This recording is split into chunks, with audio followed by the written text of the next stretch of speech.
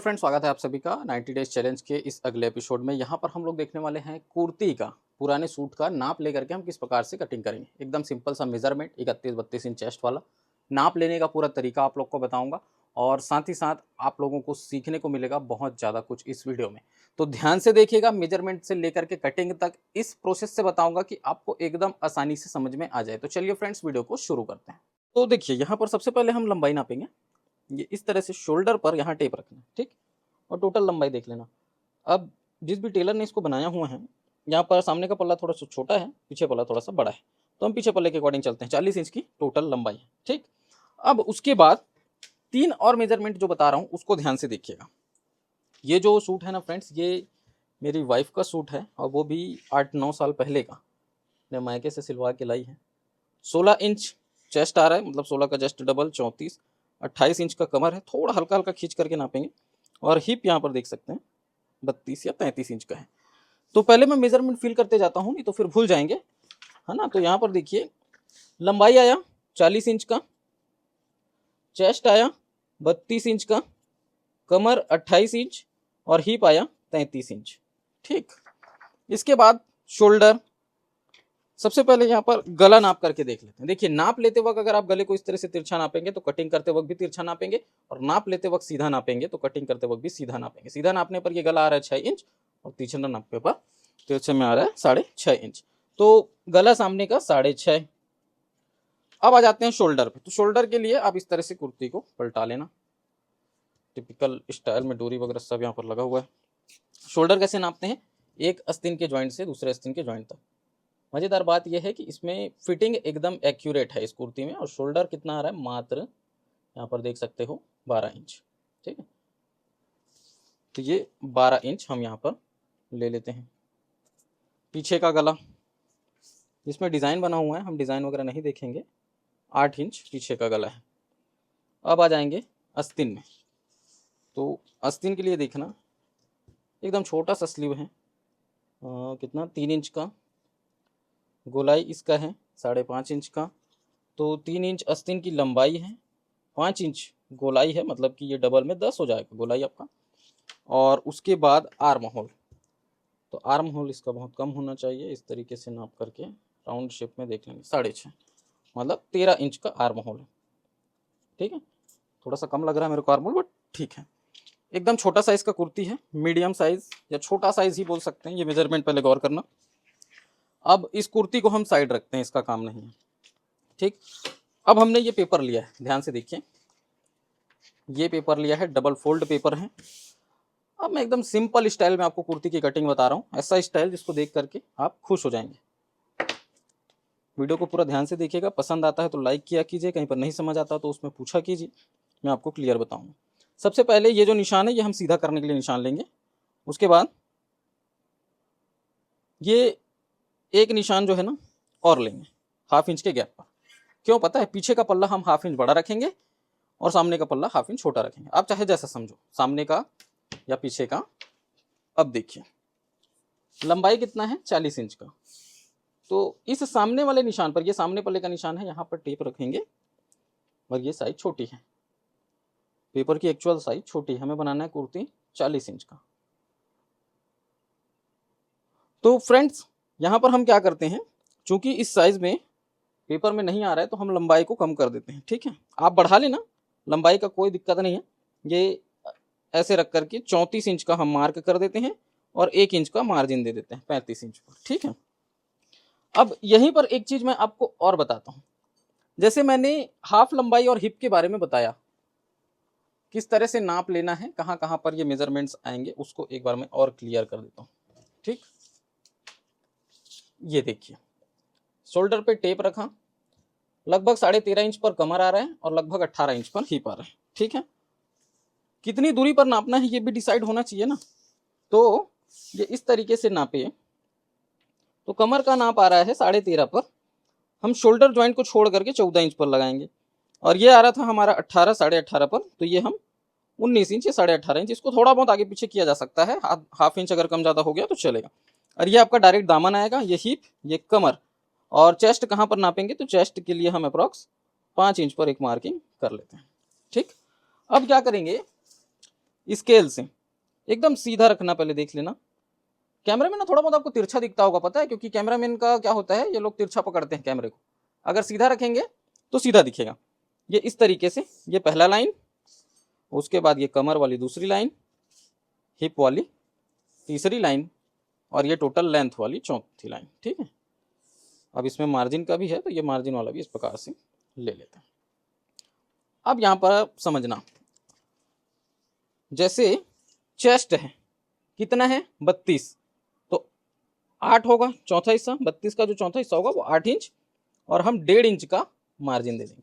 यहाँ पर लूजिंग नहीं देंगे क्योंकि पुराने सूट से लिया गया ना। कमर कितना है 28, तो ये चौथा हिस्सा होगा 7 इंच, 7 चौक 28, और उसके बाद 1.5 इंच का यहाँ पर भी मार्जिन। कोई भी लूजिंग की आवश्यकता नहीं, क्योंकि कमर लूजिंग देना ही नहीं है, पुराने सूट से नाप लिए। तो हिप जो है वो कितना है 33, 33 का चौथा हिस्सा होगा 8.25, और यहाँ पर जो मार्जिन देंगे वो 1 इंच का देंगे। ध्यान रखना, कमर और चेस्ट पे 1.5 इंच का मार्जिन, हिप और दामन पे 1 इंच का मार्जिन। तो यहाँ पर भी 8.25 ही ले लेते हैं, क्योंकि जितना हिप है उतना ही दामन रख लेते हैं, और जितना हिप पे मार्जिन दिया उतना ही दामन पे मार्जिन देंगे। अब क्या करेंगे, तो इन निशानों को मिलाएंगे। देखिए ये बिल्कुल सीधा मिलेगा, ये आपका फिक्स निशान वाला पहले, और फिर ये मार्जिन निशान वाला। ठीक है, ये इस तरह से रख करके पहले इसको मिला लिया। उसके बाद ये हिप है, हिप से कमर, इसको इस तरह से मिला लेंगे। ठीक है, अब ये चेस्ट से कमर जो मिलाना है ना, उसको ये वाला स्केल यूज करके मिला सकते हैं। ऐसे रख के थोड़ा सा क्या है, राउंड शेप आ जाता है। इसको आप इस तरह से भी सीधा रख करके मिला सकते हैं, कोई प्रॉब्लम नहीं है, लेकिन राउंड में जब मिलाते हैं ना तो बढ़िया शेप बन के आता है। ये कोई बहुत ज़रूरी चीज़ नहीं है, लेकिन कर सकते हैं। ठीक, अब बारी ऊपर हिस्से की। तो इसका सेटअप कैसे होगा, नीचे से हम कुर्ती का पूरा फ्रेम बनाते हुए आ गए। अब ऊपर शोल्डर और आर्म होल और गला, इन चीज़ों को समझते हैं। तो है ना आसान, बिल्कुल यहाँ से यहाँ तक पहुँचे हम। अब शोल्डर हमने देखा कितना था 12 इंच, तो 12 की जगह 1 इंच मार्जिन लेंगे, क्योंकि पुराने सूट से नाप लिए हैं और जैसे का तैसा बनाना है। तो 12 की जगह 13 लेंगे, 1 इंच का मार्जिन लेंगे। काहे का, सिलाई का मार्जिन। तो 13 का हाफ होगा 6.5, तो ये सीधा 6.5 इंच का मार्क यहाँ कर दिए, और यही 6.5 इंच का मार्क इस लाइन पर करेंगे, ये चेस्ट वाली लाइन पर। ये देखिए, और उसके बाद यहाँ पर एक छोटा सा स्केल लेंगे, और इस स्केल से इसको ऐसे मिला देंगे। ये आपका पहला काम हो गया। अब हम क्या करेंगे, इस साइड में हमारा गला बनना है, और इस साइड में आर्म होल का शेप आना है। तो ये आर्म होल जो है ना, इसको हल्का सा 1/2 इंच अंदर की तरफ डाउन कर देंगे। ये फ्रंट पल्लू में डाउन किया जाता है, चूंकि हम फ्रंट और बैक एक साथ काट रहे हैं। उसके बाद हमें ज़रूरत पड़ेगी फ्रेंच कर्व की, गोलाई घुमाने के लिए। तो ये जो गोलाई घूमती है, इसका भी मैं आपको थोड़ा सा डिटेल बताता हूँ। जैसे ये वाली लाइन इधर जा रही है और ये वाली लाइन इधर जा रही है, तो दोनों लाइन जहाँ पर टकरा रहे हैं वहाँ पर एक पॉइंट बनता है। इस पॉइंट से 1 इंच की दूरी पर आपको पहली गोलाई घुमानी है, और 1.25 इंच की दूरी पर दूसरी गोलाई घुमानी। ठीक है, तो ये दोनों पॉइंट्स को ध्यान में रखना। 1 इंच से जो गोलाई घूमेगी वो हमारे फ्रंट पल्ले की गोलाई है, और ये फ्रंट पल्ले की गोलाई जो है हमारी, ये अंदर इस तरीके से अंदर रहेगी। ठीक है, ये ऐसे रखना है, ये पहला। अब उसके बाद जो दूसरी गोलाई घूमनी है वो हमारी 1.25 इंच से घूमनी है। तो इसको इस तरीके से ये बैक साइड में रख करके इसको अच्छे से जमा लेना। पहले फ्रेंच कर्व को जमाने के बाद ये इस तरह से ये वाली गोलाई। ठीक, अब यहाँ पर हम क्या करेंगे, ये वाला जो हिस्सा है आर्म होल पे झोल वगैरह ना आए करके इसको हल्का सा नीचे उतार देंगे। और जैसे ही आप इसको नीचे उतारेंगे ये वाले शेप को, तो ये आपका जो पीछे का पल्ला है ना, वो भी ऐसे डाउन होकर के नीचे आ जाएगा। इतना हम क्या करते हैं, इसको सिलाई के वक्त भी छाड़ देते हैं, झोल वगैरह ना आए करके। तो ये शेप का ध्यान रखना, कटिंग करने के बाद बहुत अच्छा दिखेगा। अभी थोड़ा सा कचर पचर दिख रहा है। अब आते हैं हम गले पर। तो जो गला है वो हम मात्र यहाँ पर 2.5 इंच का लेंगे, 2.25 भी ले सकते हैं, छोटी साइज है तो चलो 2.25 इंच ही ले लेते हैं। ये 2.25 इंच गले की चौड़ाई। और उसके बाद फ्रंट पल्ले का जो गला है वो ले लेते हैं। कितना लिया था हमने सामने का गला, 6.5। तो ये इस तरह से तिरछा नापे थे, तो यहाँ भी तिरछा नाप के 6.5 ले लेते हैं। और उसके बाद इस निशान को आगे बढ़ा देंगे। ऊपर गले की चौड़ाई हमने 2.25 ले रखी है, नीचे 2.5 पौने 3 ऐसे ले सकते हैं। 2.5 इंच लेके ऊपर से इसको मिला देते हैं। हल्का सा तिरछा शेप आएगा, एकदम हल्का सा मिनिमम, और एकदम करीब से इसकी गोलाई घुमानी है। तो इसको इस प्रकार से रखना है। ये देखिए, स्केल को ना थोड़ा अंदर रखते हैं, तब ये जो मार्कर पेन है ये बाहर चलता है ऐसे, और वहीं पर रख देंगे तो बाहर चल जाता है, जैसे मैंने यहाँ किया था। अब ये एकदम प्रॉपर एक कुर्ती की कटिंग हो चुकी है, इसमें और बहुत ज़्यादा बताने की आवश्यकता नहीं है। एक बार मैं रिपीट कर देता हूँ। हमने पहले ये वाला निशान लिया, ये सीधा करने के लिए लिया था, फिर हाफ इंच कम करके एक और निशान लिया, इसको मैंने बोला ये फ्रंट पल्ले का निशान है और ये बैक पल्ले का। अभी हम कटिंग करेंगे बैक पल्ले पर। फिर ये फ्रंट पल्ले का निशान हुआ, यहाँ से हमने नापना शुरू किया। लंबाई हमको पेपर कम पड़ा इसलिए हमने यहाँ पे लंबाई को कम कर दिया, 34 इंच की लंबाई रखें, आप बड़ा रख सकते हैं। डायरेक्ट कपड़े पर ये कटिंग का फॉर्मूला है, पेपर पर इसलिए बताता हूँ ताकि निशान आपको क्लियर दिखे।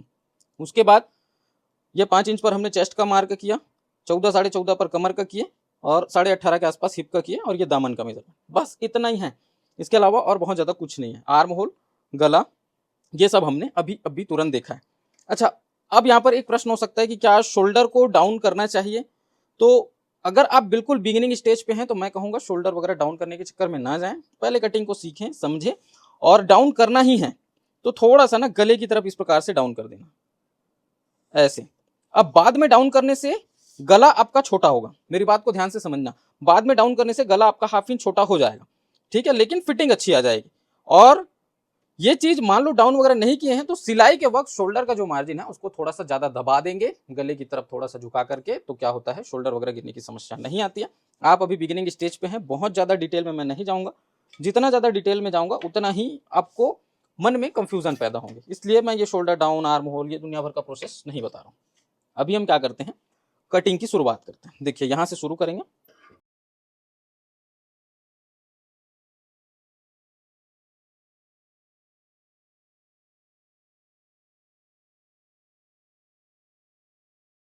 देखिए ये दोनों अब अलग अलग कर लेंगे।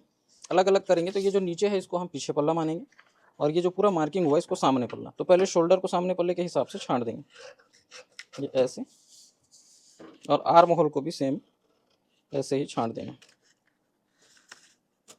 ये देखिए इतना ये छंट जाता है, ठीक है। तो ये आपका फ्रंट पल्ले का आर्म होल, ये बैक पल्ले का। ये देखिए इसका गला भी कट गया कंप्लीट। अब इसको रखते हैं, अब हम स्लीव कटिंग करेंगे। तो ये डबल फोल्ड पेपर लेना है स्लीव कटिंग करने के लिए, और उसके बाद सबसे पहले यहाँ पर ये सीधा निशान लेना है इस प्रकार से। और अब हम क्या करेंगे, गोलाई इस हिस्से पर नापेंगे। कितना है गोलाई, 5 इंच की है, तो ये 5 इंच का मार्क, यहाँ पर भी 1.5 इंच का मार्जिन, चूँकि हमने चेस्ट पे 1.5 इंच का मार्जिन दिया है। अब लंबाई कितनी चाहिए, मात्र 3 इंच की चाहिए, तो 3.5 इंच का मार्क करेंगे। क्यों पता है, हाफ इंच का मार्जिन देंगे। यहाँ पर मैं स्लीव में थोड़ा सा बस मार्जिन दिया हूँ पाइपिंग लगाने के लिए, ये फोल्ड वगैरह करना है, पलटाना है अस्तर वगैरह, उसके लिए।